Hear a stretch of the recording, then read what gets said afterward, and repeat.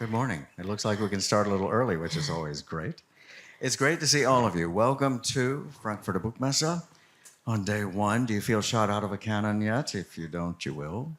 My name is Porter Anderson. I am the editor-in-chief at Publishing Perspectives. Our mission is to cover, thanks to Frankfurt, the international scene in publishing, trends and issues, and we're very fortunate. It's quite a great privilege to have this and then to meet so many of you whom we talk to and cover during the year here in person at Frankfurt. So welcome. I hope you're going to have a marvelous fair this week. It's looking like it's shaping up very well. I'm excited about our first executive talk. Who's opening the fair with us. Perminder Mann is the newly minted, we could say, CEO of Simon Schuster UK and International in that company. She has jumped from, if you will, Barnier Books UK, having done, was it 8 years there, I think? 15. 15. How it passes when you're having fun, right? No, it's a marvelous background that she's bringing now to this company that, of course, is as we always love to say in the United States, Simon & Schuster is the one independent Big Five company. And to see it operate so beautifully as it does in England and in the UK and in Europe and in Australia and in India is fascinating. And we're going to hear a great deal about that as we listen to Perminder tell us what her still very fresh insights and concepts are as she moves into this new role and brings everything that she knows to a very talented staff, a very gifted group that's there, about 200 of them in the UK itself. Mm-hmm. Yeah, very big company. Are we going to get invitations to your new buildings? It's going to be a nice spot, yes? Absolutely, Good. Of course. Good. We're taking down everyone's address, so we get the invitation. No, there's a new set of digs to come, yes, which sounds exciting. Very. What's the timeline on that? We won't hold you to it. Early next spring. Ah, spring. Good. That's not bad. That's the plan. That's not bad. Well, hoping it happens that way. That is great. No, it sounds like it's going to be very beautiful and very well earned. The company is such a grand one. We're very proud of it in the States. S&S is the one we think of as ours. And we are so glad to see the kind of flourishing impact that it has in the UK and in its offshore elements that are so powerful too and getting more so all the time. So we're going to take ourselves through a conversation that we've worked out a little bit ahead of time to make sure that Perminder is given a chance to talk to us from the new point she's in. Sometimes I think when someone is still new to a position of this level of authority, we tend to ask them to jump ahead about 5 years and tell us what they can't possibly know yet. It's more interesting to see what she's seeing as a veteran, as we've learned from Barnier, who actually is able to come in and look at things and see this is where it should be, this is not where it should be. And what she's getting and what she can change and what she feels she may not be able to. As we all know, every company has its own personality, but she's got a very good one with a great personality. And of course, she has then become one of our very fine and not enough women leaders in publishing. The fact that she is in that office is just fantastic. It's very exciting. And we need to see more women who are reaching these upper echelons of the executive suite. In publishing, we hope to see more and more of this occur. Perminder is a very, very fine example, and of course will be a great help to some of the others who follow her in that regard. Let me get my glasses on so I know which question I want to ask her first. We can't see a thing of you. The lights are very bright here. So if we look a bit blank every now and then, it's because we're listening for you. Keep making a little noise so we know you're there. Bring this together. Here we go. Yeah, I should say it was in February, I believe, that the announcement came across that you'd be making the move, and you actually moved in May. Correct. Right, so we're looking at a very short time, actually, and I love that. The freshness of this experience is exciting to the rest of us, because as I say, we just don't get that sometimes. But tell me this, Perminder, as we look at where you are now, how is it that this appealed to you? Because especially with 15 years, longer than I realized it was, at Barnier, doing great things in the UK, many people would look and say, well, you're already in such a fantastic top seat in that regard. What appealed to you? What made this the way to go? So first of all, thank you for having me here this morning. Of course, thank you. It's a real honour and privilege, and thank you for the intro. So, it was, funnily enough, I wasn't actually looking for a new role. I'd spent the last few years, I've been there 15 years, but the last sort of 8 years in the CEO role, rebuilding the business from the ground up, repositioning it, refocusing and its values, and really creating a culture that people wanted to be part of. We had just finished planning our office move. I'm the CEO of Office Moves. This is going to be my fourth one. And also planning our warehouse relocation. And the business was thriving, and I absolutely loved working there. And, it was and it always will be very special to me, Bonnier, and I have a special place in my heart. I just put in a great, brilliant new leadership team across the business. And I remember thinking, coming to the end of last year, now's the time to perhaps slow down a little and enjoy the rewards of my hard work of the last few years and just see the team flourish, and the business was doing really well. Exactly. And then I got this rare and exciting opportunity knocking on my door about this role, and it stopped me in my tracks. And in that moment, I realized, actually, I'm not ready to slow down yet. I had the energy, the drive, the appetite to rebuild again, to do it again, to put everything that I had learned to a new challenge. But this time, something sort of on a larger global canvas. So, when these things come along, you sit down and you're trying to make that decision. It's a balance of sort of logic and instinct. For me, instinct won hands down. It just felt like this was the right next chapter for me. Right. There's so many parallels between the two businesses as well. They've both got great cultures, great people. They're both great businesses. The difference was Simon & Schuster has this extraordinary global heritage, an iconic backlist, and I felt it had a platform that was ready to be revitalized, re-energized for the next generation. And I thought to myself, actually, I really want to be part of that story. So here I am. It's wonderful. I should tell you that in the United States, we think of Simon & Schuster as one of our greatest political publishers, maybe our greatest, maybe the one that is the bravest, and that will go to both sides, by the way, of the aisle when they need to, and when it's right to.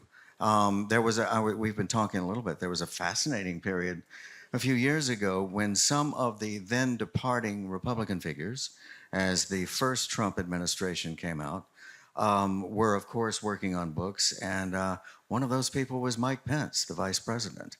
And there was an interesting moment when the staff of Simon & Schuster dealt with together the idea of how important it is for a great house to come in with both sides of the aisle, because many of the staffers who were there at the time were much more comfortable, perhaps, with the Democratic administration that was coming in than the outgoing Republican administration. Those are such great teachable moments. They're so wonderful for all of us to get hold of what good political means. When we talk about it in publishing, it doesn't mean the one that you want all the time. It doesn't mean your side, the ones you voted for. It can mean both sides, and so much to learn from in both. So I'm just interjecting that because if you were to ask many Americans right now, what do you think of Simon & Schuster? Great political books. It's what we watch for from them, as well as this enormous panoply of material and literature that's also coming out. Now, here's the point where we look for the secrets on the interior. When you got to Simon & Schuster, what were your first impressions? How did it start to come across to you? When I got there, it was actually what I thought it would be. It had great people, it had a great culture, and it was quiet. A little bit too quiet I felt, in terms of there was so much great things happening in the company, but we never talked about it. We never shouted about it, about the business itself. So quiet in terms of not communicating out to the rest of the world Yeah, what was going I on. think, you know, Wow. and you know, I think it's about a balance. I right. personally believe our business is about. It's about people, and when I talk about books, I think of them as authors who are people, and I think about the people in our business. It's a people's business. So I do think you have to get both right, because it's all about the relationships between the authors and the great people that work for you. So I felt when I got there that we did a brilliant job of celebrating the books, and we must continue to do that. But equally, we must celebrate us. We must celebrate the people in the business. So that was some sort of business. Like also one of the things I've been prioritizing when I got there is the people. So again, all the things that you mentioned. That's about who Simon Schuster was. Their brilliant publishing legacy, and the things, and also not just the great political books that they do in the US. I admired them for, in recent years, how they've really embraced, you know, they're meeting readers where they are. I love that. And how the backlist had been revitalized by the likes of like Book Talk and TikTok, etc. And that was super exciting to see how they really, you know, jumped onto that and made a huge success of that. So again, balance. So the great heritage and also the forward thinking that was going on in the company as well. Right. But again, I really wanted to talk more about that, and they don't just do it. Yeah. If you see what I mean. Of course. And you were following Ian Chapman, Yeah. who is a favorite of mine. I've always liked Ian, and he had shepherded the company very, very carefully for years with the same portfolio of the international as well as the in-country lead on the UK division. And yet probably I think that Ian had gotten so comfortable with the group. I think that's when you do start getting quieter. You find that many of the things that you put into place and that you wanted to see working are working. Yeah. And you forget you have to tell the rest of the world, look what's working. We did this. And so I think you're absolutely right. Probably most of publishing gets a little comfortable once things start getting on track. Yeah. And remember, Porter, when I was rebuilding Bonnier, we were we had a startup, so we had to build our portfolio of authors and our backlist. And so I didn't have that. I couldn't attract great people to come and work for Bonnier because, you know, you're publishing X, Y, and Z authors. I didn't have that in my, you know, arsenal. So my starting point was about the company, the culture, what we stood for, our values, who are we, and that attracted the people that I needed to actually bring in the books and publish great books and build the business. So I felt my role was to get that right, and then the rest would follow. So having seen that work so well there, and I think also I think just 2025 and beyond, if I'm always looking ahead, if I want to become an employer of choice, young people want to know what their company that they work for, what they stand for. You know, what are their D&I policies? What is their sustainability policy? How do they publish? Who do they publish? They want to know, how do we work? They want to know that now. So you have to know that yourself then to be able to communicate it. So for me, that was the important part that needed interjecting here, in terms of like resetting that piece. The books and that's another reason I thought I don't have to worry about the books. I've got great books. They've got great authors. I just need to sort of do the culture piece reset. So just in terms of forward looking now. You know, that says so much too for your work at Bonnier. We have been fascinated by that company for a long time, particularly in England. And I should tell you that on Friday, our final executive talk of the week, our third and final, will be Christian Schumacher-Gebler, who is the chief here of Bonnier, Germany. And they're doing great things. It's an enormous company and very, very powerful. And yet, What you're reminding me about is that there was a time when moving into new territories out of Stockholm, it was not something everybody knew. It was not somebody everybody was ready to look at and understand. That takes a lot of work. Yes, it was. So, I mean, when had worked there 8 years, but when I became CEO, my first mission was to actually reconnect with our parent company and like yeah. we had 200 years of history, respect that Yeah. and harness that, but also what do the next 100 years look like? Where do we want to go as a company? Who do we want to be? Yeah. And sort of embody all those sort of values, but do the next iteration of them. So it's always, I mean, I've grown up from an Indian family, so we're always taught to respect your elders, respect the Right. past. So always, I'm always like, respect who you are, respect where you come from, but also evolve so you're relevant moving forward. That's right. And making sure you're constantly changing while staying true to who you are. Yeah.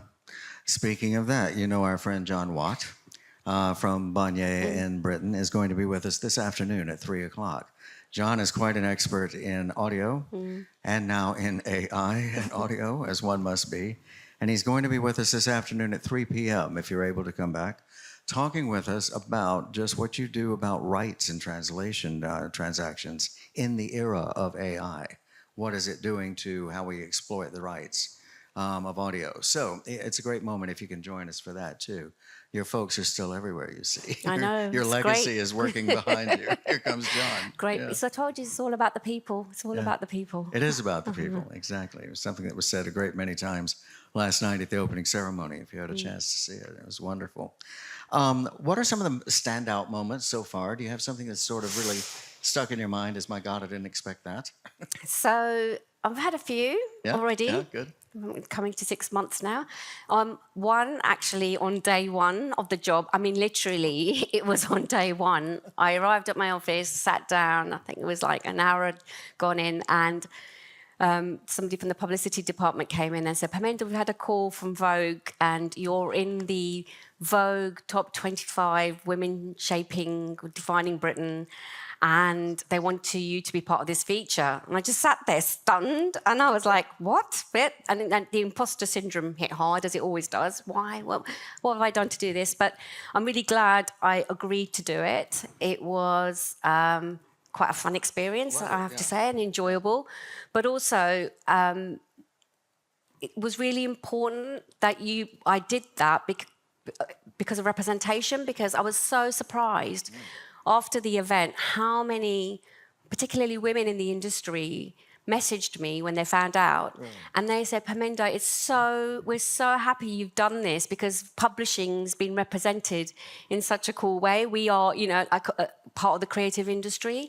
So I felt really pleased I did it for them. You're making publishing cool. And before you ask if you've seen the pictures, everyone keeps saying to me, Yes, where are they? I did try, but they didn't let me keep the boots. So You have to see these pictures. and then the second one, I guess, is, I suppose, shortly after that was John Karp Yeah.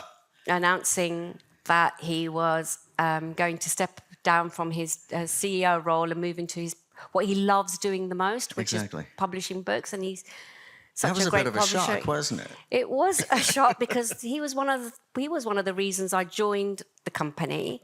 He's incredibly smart. I have learned so much from him in this short space of time that we've been working together, and I still am. And selfishly, I wish it didn't happen when it has. But I completely respect his decision. And I understand why he's doing it. And I'm really pleased, actually. What softened the blow is that he's staying in the business, so I've still got access to him. So that's really helped. But that was a bit of I think that was in month 3. Another great moment is when we got told we were publishing Kamala Harris as well. I'm a huge fan of hers. And then I got to meet with her, a one-to-one meeting we had together, which was very special. And she managed to surpass every expectation in that meeting as well. You know, she's really humble, really dignified, and we had a really, you know, meaningful and enduring conversation. It was a real privilege. It's now I will treasure for a very long time. Yeah, sure. And I'm really feel really lucky and proud to bring her, publish her with my great colleagues in the US, bring her to the UK. She's coming to the UK next week, and I feel very privileged between that. And then finally, I guess when I got here, a part of the research piece, we made a decision that we're going to move offices, and we're going to do for the UK and international company, we're going to do a rebrand. So all of that to come in the coming months. We'll be revealing more in the coming weeks, but I'm incredibly excited about our new office space because it's not just a new address, but it will reflect how we work, how we connect, how just to, you know, in this new world of hybrid working, just to really bring people together. We're in the office and the way we're working. So really excited about that. Will that have to, I'm always interested when people say something like that. Will that have to do with open workspace or perhaps more closed workspace? Or do you have any kind of specifics when you say how we work together? What does that mean? So I came to this job with the blueprint, having been through this exercise at Bonnier. So we had, because I've always been an advocate for flexible working, I always said that I'm the leader I am today because of all my personal experiences. So I've been a working mum, trying to bring up 2 children, having a career, juggling all of that. I've always tried to, and things that need to be improved and make it better for the people coming behind me. So I've always felt like we got our women in industries, as we talked about, women, it's about minimum, like in most companies, 70%, if not 75% are women. Yet the rules and the structures and everything are not set there to let them like flourish. And, you know, I've gone through that. So it's really challenging. And then you have to make tough decisions about your career. And I've made plenty of those in my time. So I just think, you know, getting flexible working right. And it's not just straightforward saying, like, let's do flexible working. You know, before COVID, we used to work in the office 5 days a week. And what I learned was, because we were there 5 days, you would just ebb and flow between meetings, creative work, going external meetings. You just flowed naturally because those are your 5 days in the office. Then we had COVID, then everyone comes back to work and they're saying either you're 2 or 3 days. But what they're trying to do is shoehorn the same working week into that new way of working. And actually, you can't do that because we learned that really quickly at Bonnier. So we was like, we have to start with a clean sheet of paper, and you have to think about why people are now coming to the office. If you're coming to the office 2 days or 3 days, whatever it is, what work do we want to do in the office, and what work should you do at home? So you rethink the working week. So, you know, right now, for instance, I encourage everyone to have your one-to-one meetings on the days you're working at home because that's easier to do on a Zoom call. Try and do your one meeting with 2 people or your head-down work or your focus work and do that at home. But when you come to the office, it should all be about creativity, engagement, brainstorming, your big group meetings. So interaction. Yeah. And then we need the office space has to and be an enabler for that. So you need the spaces that are going to get people's creative juices flowing, you know, make it more informal. I don't want like rigid spaces. In our new office, we're going to have like a quiet space for library because I understand not everyone also doesn't want to work from home or they don't have the ability to work from home. I have young kids or you might be in a flat share. I don't know. So you can come to the office 5 days if you want to. But as soon as I got to Simon Schuster, I told everyone we're doing 2 days in the new place, so we might as well let's start getting that right now. Right. So transition to your 2 days. Let's think about the working week, and then by the time we get to our new office, we should be in the right cadence, the rhythm of getting the meetings right on the days that we're in. Because there's hybrid meetings where some people are at home. It becomes difficult, and if you're just going to come to the office and plug your laptop in and just work, then that is also why you could have just done that at home, and that's why people get like, why come in? This is so enlightened. It's been interesting for journalism because a lot of people who, if you're not in a major network, as I was for a while, and you have to be on set, if you don't have to be right where you are, and now we're doing so many remote sets that even that can be handled outside of the building. What journalists have found is that the best work is done on the weekends because the phone stops ringing, right? And so the actual writing, the putting together of new material, and the building of the news as it will be presented during the coming week is happening on those weekends and usually at home.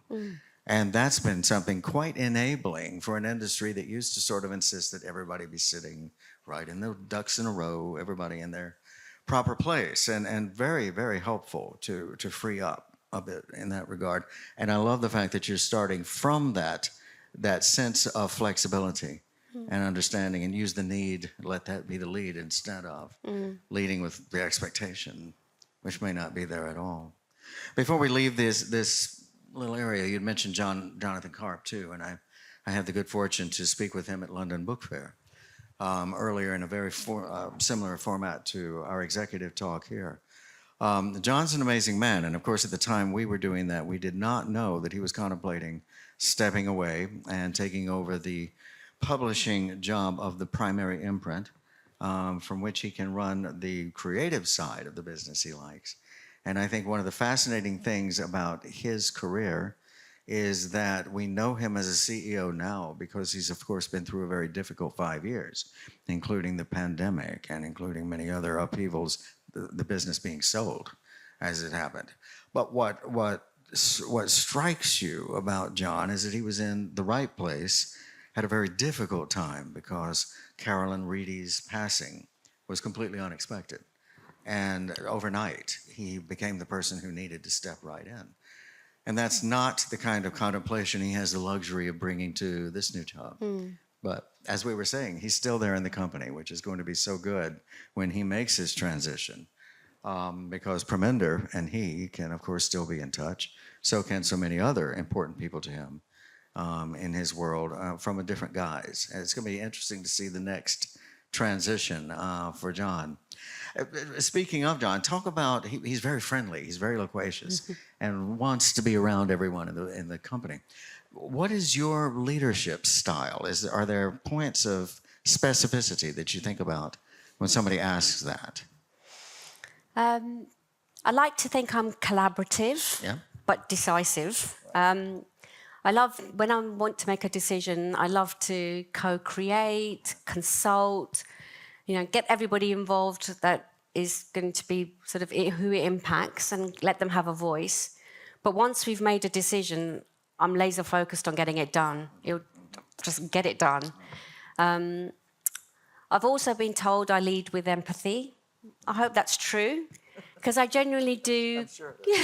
I genuinely do care about people and equally the business and purpose, what we do, and the greater good. So, so I think that would probably sum up my leadership style. Yeah. No, it's good. We've been together at Sharjah and in Dubai for, I think, an evening when we were all moving around in the Middle East. And Perminder's a wonderful person if you just have time to spend with her, too. Because in a small group of people, definitely will take the lead. When everybody's dithering about where to go to eat or something like that, she'll decide. And then it's a great decision. It's really a good experience. So I can vouch for this leadership. Very decisive. Yeah, it's great. And I wish we had a few more of those available when we're in Sharjah, too, because it was fun. We had a good time. In terms of industry leadership and collaboration, where does this come down? You've held several industry-wide positions, working a great deal with PA, for example, Publishers Association in London. What is your, what am I trying to say? What is your vision of what this should be from folks who are at the top level and thus very pressed for time?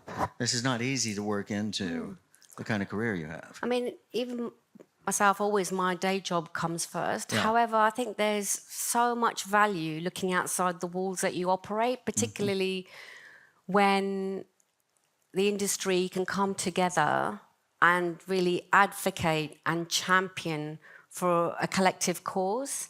For example, when I was president of the Publishers Association, I was very lucky and privileged to be in a position where I was one of the people that have kick-started this initiative, which is called the National Year of Reading for 2026 in the UK, which was just recently announced.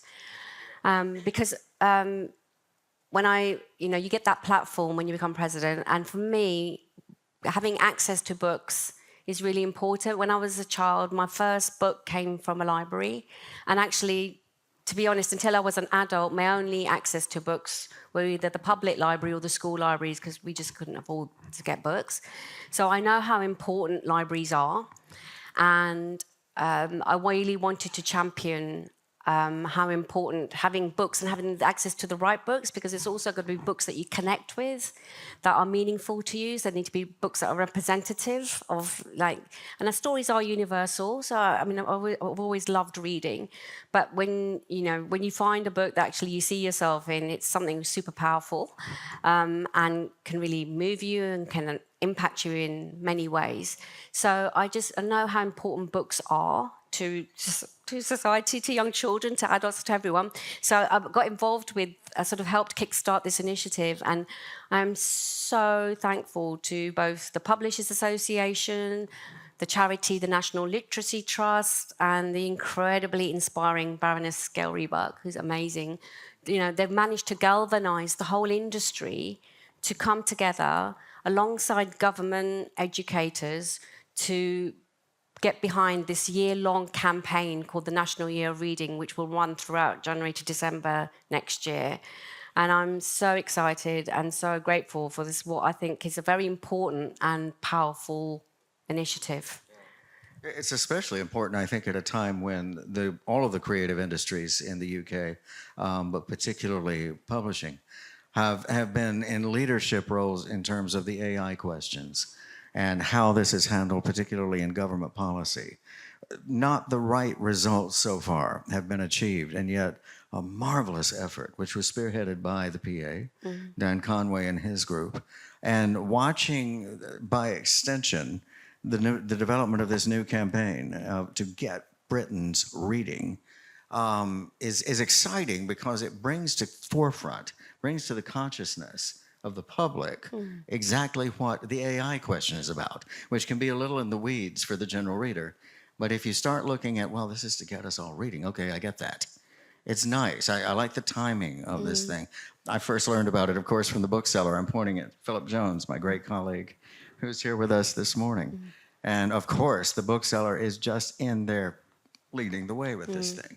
It's marvelous to see. We could learn a few things from the States when we see something like this, the way you're doing it. So I think it's great, and I do appreciate, it's something I feel like we should all say to you, finding the time to do these things, because that is not easy. The kind of job you've got could be absolutely everything you needed and more. See, but I don't see it as a job. Really? I feel really lucky and privileged that I get to do something I love. So I don't see it. We talk about work. People say to me, work-life balance. I believe in work-life harmony, and I think because when this is how flexible working kicks in as well. It only works if everything flows in harmony, and sometimes work, takes priority. Sometimes my family takes priority. There's never like 50 like that there, and that I don't put them there like that. They just ebbs and flows. And I think that's where, and because I'm lucky enough, I'm in a role, in a job, in an industry that I love, and I do something that I feel has purpose. Well, if it has purpose, I really care about people reading, children having access to books. I feel, books can change lives. I think it can really help, especially in current climate, help bring people together. It doesn't feel like work at all. Well, you don't have an extra room at your house, do you? I am not so good at work-life balance. Some days it feels like work. I could learn a lot from this. I think this is great, and I think from what I've known of your work so far over the years, at Bonnier, now I'm learning you, if you will, at Simon & Schuster, that joy in the work really shows. It comes across. It must be infectious to the staff. Yeah, I do say to my team as well, of course there are challenges. That's life, Yeah. right? Yeah. But we must embrace the challenges as part of the journey, and we learn from them. And if we're not uncomfortable, how do we improve? How do we get better? It's Right. a part of the process. Failing is part of the process. Not getting things right.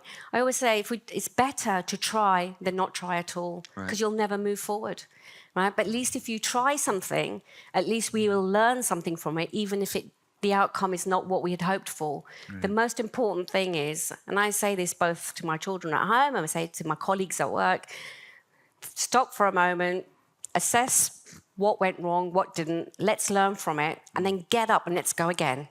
And that is what matters the most, is the constant moving forward, learning, and doing it collectively as a team.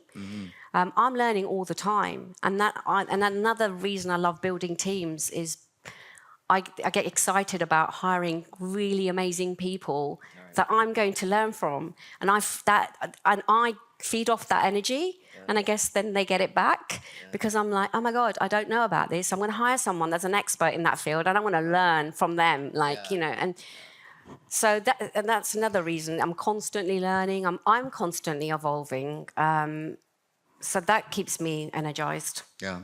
No, it's so good you talk about the thing of if you're down, you get up and you go again, because that also takes the onus off of, oh my gosh, we got it wrong. Yeah. So much energy goes into, we didn't do this right, and that's not very productive energy. I mean, as long as you've got enough understanding of what didn't go right to do it again and try a different approach, you're ready. It's time to move and do it again. And I love that. In fact, speaking of that, it's a good segue to the challenges that we're looking at in the industry right now. We should always say the opportunities as well. But of course, one of the great mysteries we're looking at right now in terms of challenge or opportunity is AI. And if there's anything I wish we'd gotten a little bit smarter on earlier about AI, was we needed two different terms. Generative AI can be an incredibly negative force. And right now, particularly in the United States, where we all live in court, with these things, it's really very difficult for copyright. Whereas AI that may help with productivity is a different thing, and yet we've got the same term going on. It's really kind of difficult. But talk to us a little about what you see as these challenges and how you're approaching them. So on the subject of AI, again, I'm going to your point. I do feel the AI companies, like that recent case of copyright theft, has understandably made everybody suspicious and nervous about it, and I get that.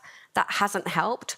But at the same time, I'm a great believer in an assisted AI where it helps us do our job more efficiently, more effectively, can be brilliant. I mean, there's so many things that our industry have been, issues that we've been talking about, like burnout, for instance, and sustainability. We print too many books and all these sort of things. I think that's where AI can really come in and like take over the repetitive tasks or help us make smarter decisions about print runs.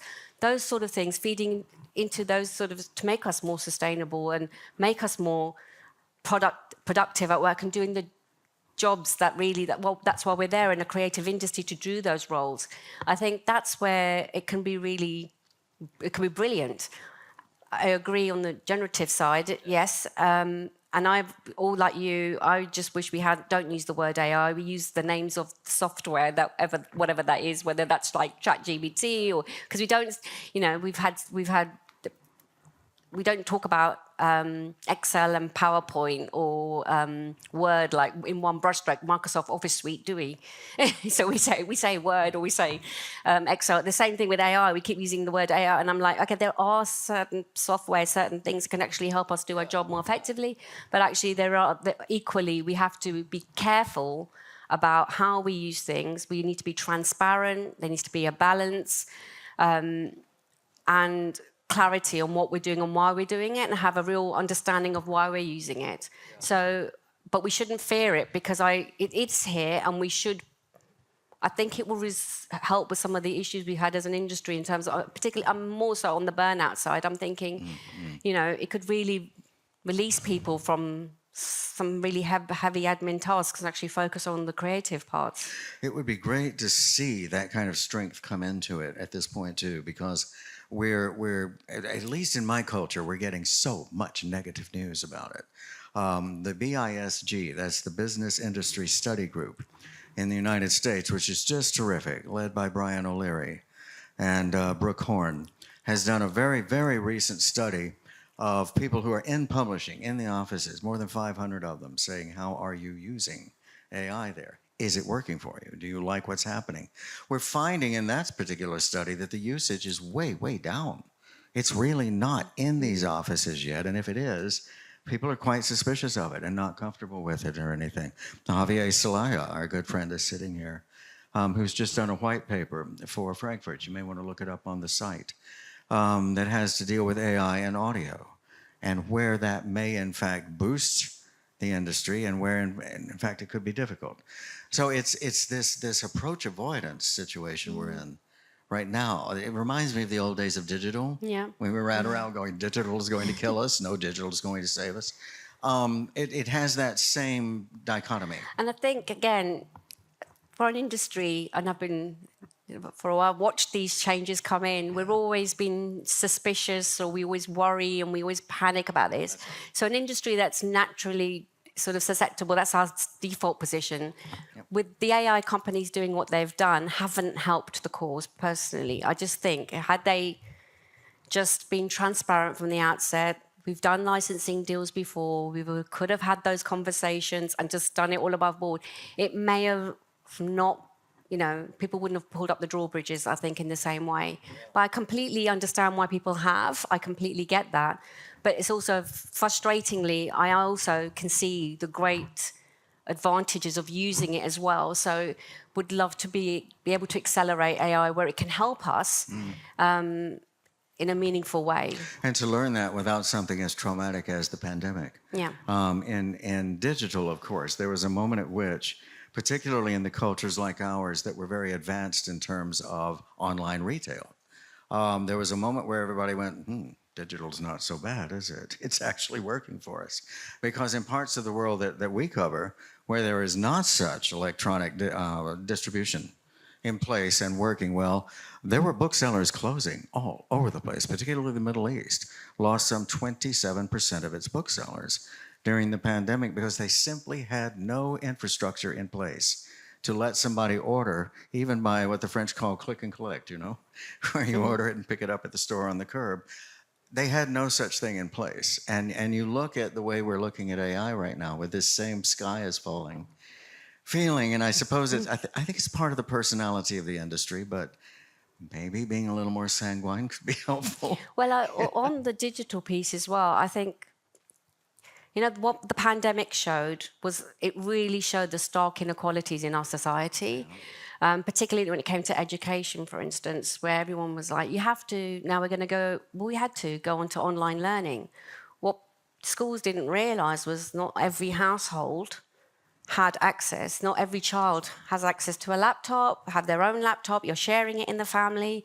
They may not have great Wi-Fi. It's kind of like people suddenly woke up. Not everybody has that. Not everybody has their own.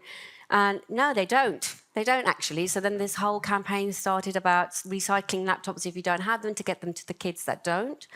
And I would say also about on the digital piece, how that ties in with that is that there's an assumption that everybody has a computer or a PC or a Mac around the world.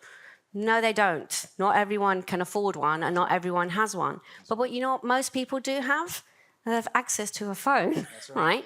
So actually we need to think, if we genuinely care about people reading, we want more people reading or listening, and we don't want to be judge and jury about what they read or what they listen to, we give them what they want. A great delivery platform is the phone and subscription, because if we all think about how we engage with subscription on Netflix, for instance, isn't it a great place you can go in, you've paid your subscription for the month, and then you try different things. It's not a considered purchase. You can flick, I sometimes annoyingly spend too long flicking, but you flick from show to show to show till you land on something that you actually like. and then you engage, and then you binge watch whatever, and then you actually want more of that, and then they do the recommends.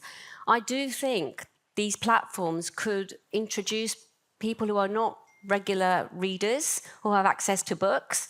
Actually, it's a great entry point to experiment and trying different books, different things, without committing. And hopefully, even if 1 out of every 5 of those converts into a long-time reader, isn't that a good thing? So then they go and buy a physical book, or they might go and listen to the whole backlist, and they can't do it in their subscription, so they buy.